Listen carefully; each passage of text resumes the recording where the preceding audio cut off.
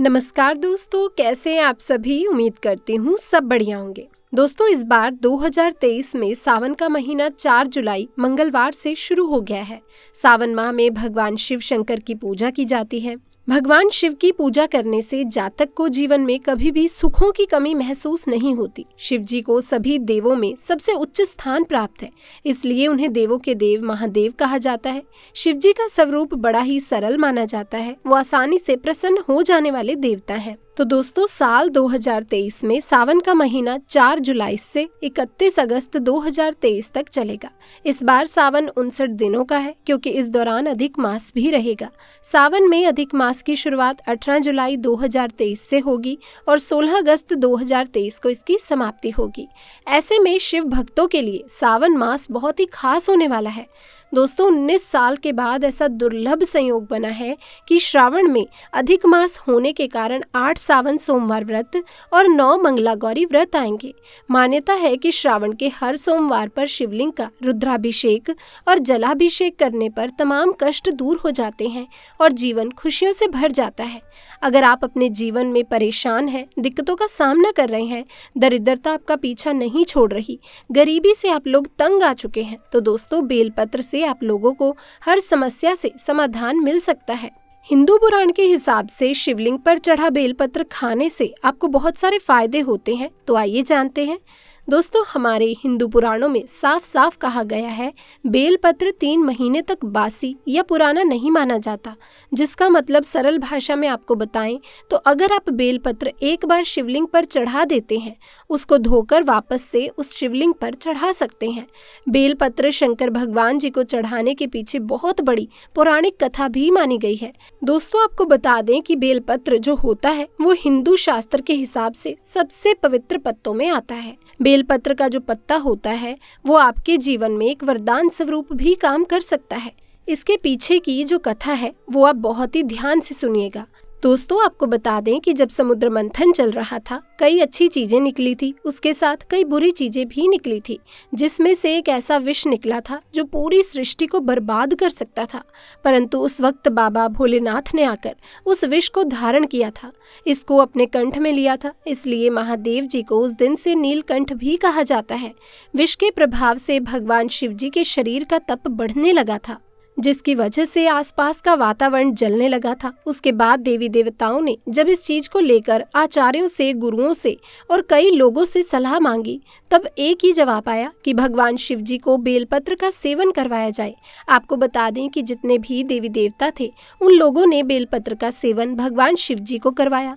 भोलेनाथ बाबा ने भी बेलपत्र का सेवन किया। दोस्तों, बेलपत्र के पानी से नहाए उसके बाद भगवान शिव जी को शीतलता मिली थी।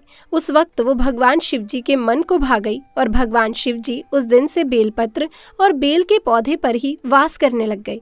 आपको बता दें कि अगर आप बेलपत्र भगवान शिव को चढ़ाते हैं तो दोस्तों आपको आपके जीवन में बहुत ही ज्यादा फायदा होगा।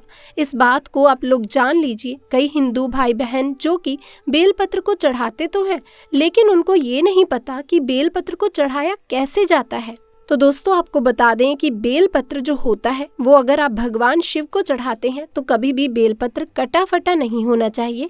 आप ध्यान रखिए, भगवान शिव को कभी भी कटा फटा बेलपत्र नहीं चढ़ाया जाता।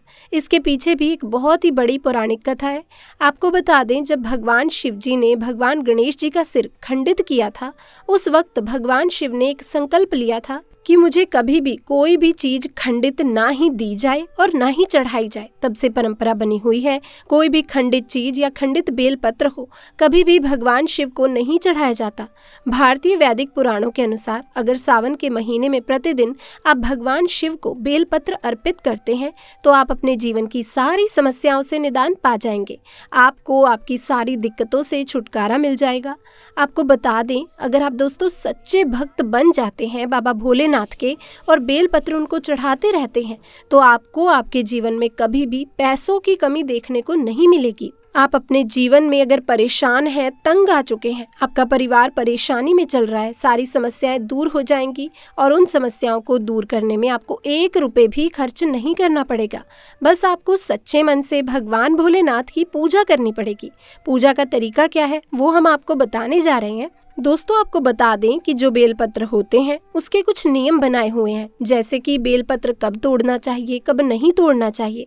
इसके लिए भी एक विधि बनाई गई है, जैसे चतुर्थी, अष्टमी, नवमी, दशमी, अमावस्या और संक्रांति के वक्त बेलपत्र नहीं तोड़ना चाहिए। ध्यान रखिए, सोमवार के दिन कभी भी बेलपत्र मत तोड़िएगा।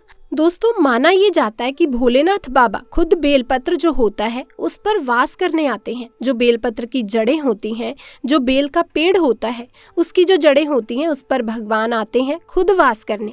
उसका जो मध्यम वर्ग होता है वहाँ पर भगवान विष्णु जी आते हैं सोमवार को वास करने। इसलिए दोस्तों कुछ भी हो जाए, सोमवार को कभी भी बेलपत्र मत तोड़िएगा।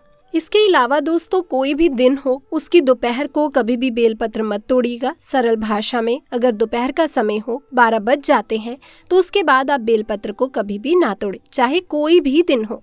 और दोस्तों आपको बता दें कि अगर बेलपत्र जो है वो आप सुबह को तोड़ते हैं तो बहुत ही अच्छा माना जाता है। दोस्तों भगवान भोलेनाथ के शिवलिंग पर बेलपत्र अवश्य ही अर्पित करें। बेलपत्र भगवान भोलेनाथ को अति प्रिय है।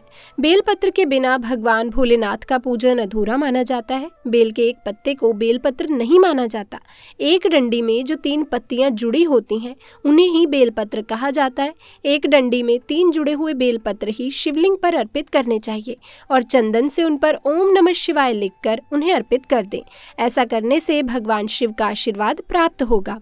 दोस्तों शिवलिंग पर चढ़ा हुआ बेलपत्र खाने से आपको कई प्रकार के रोगों से छुट्टी मिलती है, निजात मिलती है। शरीर में कितने भी रोग हों वो सब ठीक करने में बेलपत्र आपका काफी ज्यादा लाभदायक माना जाता है। दोस्तों आपको बता दें कि बेलपत्र आपके शरीर में ऊर्जा को पैदा करता है। दोस्तों हिंदू पुराणों के अनुसार उनका मानना है कि बेलपत्र से आपके जीवन में आपको बहुत फायदा मिलता है। अगर आप बेलपत्र शिवलिंग पर जो चढ़ चुका है उसको खा रहे हैं तो आपके जीवन में काफी पापों से आपको छुट्टी मिलती है।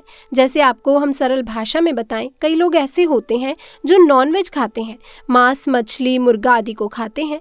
एक समय उनको ऐसा लगता है कि जीव जंतु खा रहे हैं, वो उससे छुटकारा पाना चाहते हैं और वो उसको एकदम से छोड़ देते हैं। और दोस्तों उनको लगता है कि हम पाप कर चुके हैं, ऐसे पाप से आपको छुट्टी मिल सकती है। तो ध्यान रखिएगा, आपको 7 सोमवार का व्रत रखना होगा। हर सोमवार को बेलपत्र चढ़ाते हैं, उसके अगले दिन उस बेलपत्र का सेवन कीजिए। ये जो बेलपत्र के सेवन का तरीका है वो 3 महीने तक चलेगा। दोस्तों अगर आपने कर लिया तो आपके जीवन में आपको जीव जंतु की हत्या का जो पाप लगा है वो आपके ऊपर से हट जाएगा।